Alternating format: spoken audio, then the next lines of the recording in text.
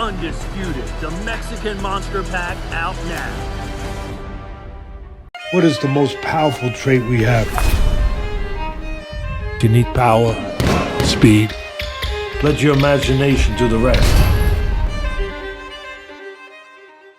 Boxing King Media, Aqib Fiaz. Aqib, your face looks like you've been through the trenches. I'm just going to show the fans a bit of an idea that you've earned your money tonight. Yeah, 100%. Alhamdulillah, he's got the win.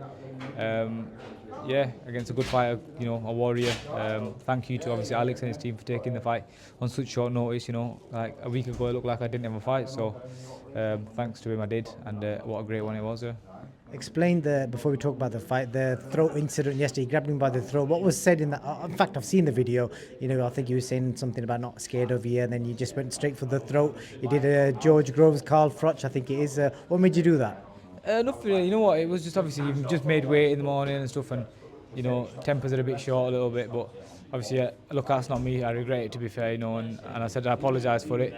However, I was just made me a little bit angry because he was saying things like I was scared of him and things like that. And I'm not really, I fear no man but Allah, man. So, and it was a bit of a heated, quick reaction of me. And to be fair, I do regret it. That's not me, but it is what it is.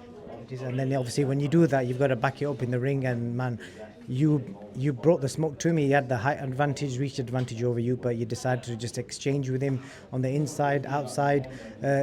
In your head, I've got to ask you, how were you scoring? Because I'll be honest, everybody ringside was struggling to score that fight. How were you scoring it?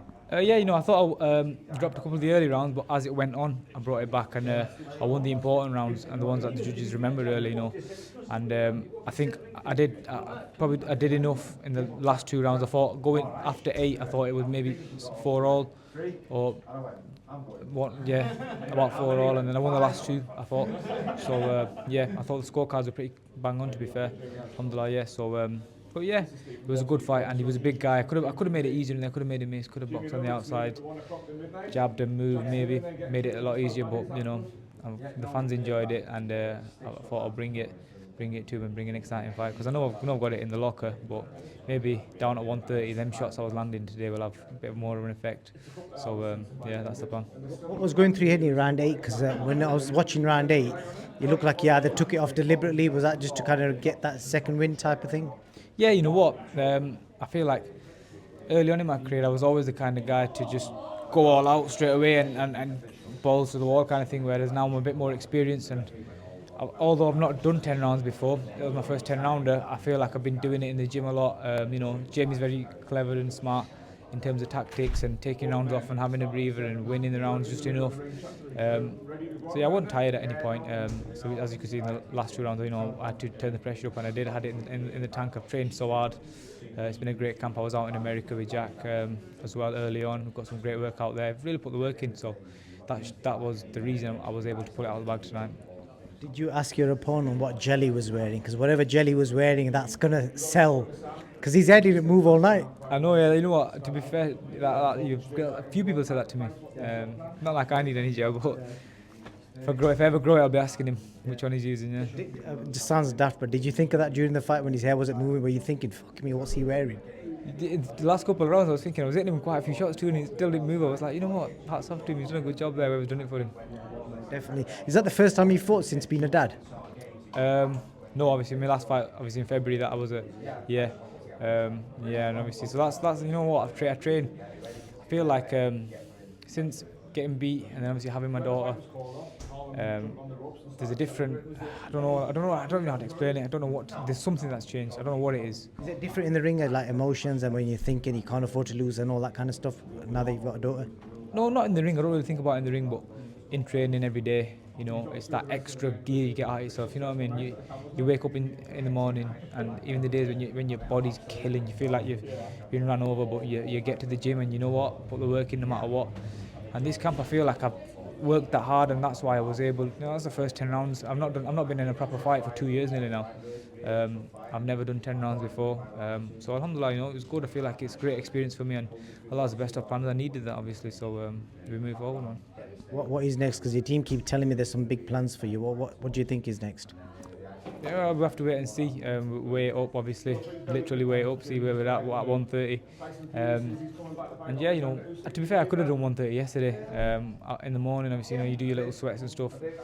I was 131, and then I had like a litre of like electrolytes and stuff, and I weighed in at 133 as you've seen yesterday. So definitely super featherweight is the one. So that's next, definitely. And one big fight, I would like to see where the British title's at.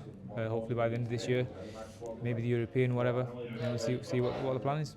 I think you should definitely be proud of yourself, because I think as boxing fans who paid money to watch you tonight, and I know you sell a lot of tickets, for you to put it all on the line, because you literally did put it on the line. You could have got caught in them exchanges yourself, but you was willing to trade with him. So that says a lot about you as a boxer and as a man. Yeah, I wear my heart on my sleeve, man, and I'm a resilient person. I've been through a lot in the last couple of years, with obviously things that have gone on outside the ring, mum passing away, injuries and inactivity, but I've always had that belief and faith in Allah that, what's meant for you is meant for you. Just keep going, keep grinding away, and alhamdulillah, man, I'm back on the big stage, I'm back in big fights. And inshallah this next year or two will be big, and hopefully I'm fighting, it's not just for myself anymore, like you said earlier, my daughter, I'm fighting to secure her future as well. So there's a lot that I put everything into it, and inshallah it pays off, man. How old are you again? 25. I don't know if you've seen today, Adam Azim got married as well. You guys are getting hitched up young. Is it a good thing? What advice would you give him getting married young? You know what? I got married at 22. Obviously, my circumstances were a little bit different. Obviously, with mum passing and stuff, and my wife's mum passed in the same year as my mum, and we our mums knew each other obviously and stuff, and they wanted it, to be honest. So we had to do it.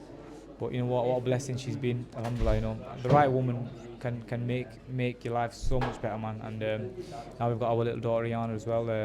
They're blessings, man. They're big blessings, And yeah, it's hard to manage with the boxing and stuff. Obviously, you being married, having a family life, but it also, I think, makes it a lot easier when it gets tough in there, when it gets harder in training. That you're doing it for more now, not just yourself. Because boxing, let's be honest, we all started it for selfish reasons because of whatever that was. We started because we want to be this guy or that guy. Do you know what I mean? But really and truly, it becomes more than that, and it becomes your life, doesn't it? And your livelihood. And next man's trying to take food out of your daughter's mouth, so you gotta put it on the line and go to war sometimes, and that's what we did today.